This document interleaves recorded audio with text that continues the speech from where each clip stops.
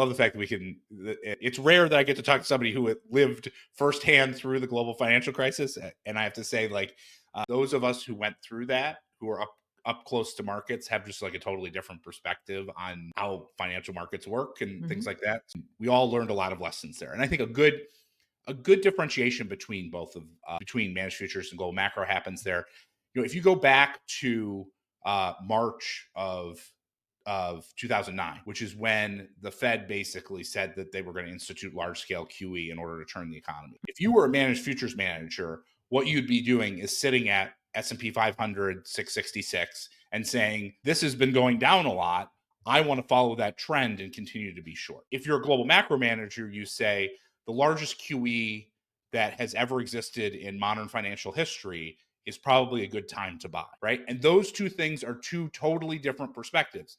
Now, over time, trend following obviously generates good returns and good diversifying returns because of the discipline that it brings. But it isn't a perfect solution because there are critical policy or macroeconomic turning points that macro managers, I think, in general, are better positioned to take advantage of. And so, I mean, I actually remember sitting at the, I guess, the equivalent of the investment committee at Bridgewater at the time, and we looked at that and we said, whoa, everything's changed.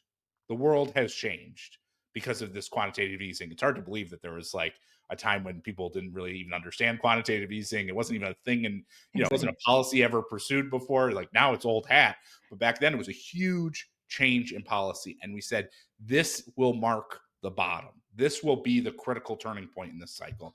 And so we're able to take advantage of that and deliver the results that you described, both in the down and then back in the rebound. I started working in the alt world just before the financial crisis. And whenever I tell the story, when people are like, how'd you get into alts? I'm like, it seems weird to a lot of people that I say I became so passionate about alts during the financial crisis because I was like, oh my God, I wish my dad could own some of this stuff. This was the point at which I thought, okay, I now am fully converted. I am preaching the gospel of alternative investments. You have changed my life and I will never stop. And that's where it all started for me, was during the financial crisis, because that was the moment for me that I was like, we need to make this available to the broader investor base because I feel like there's a cheat code and it should be available to everybody.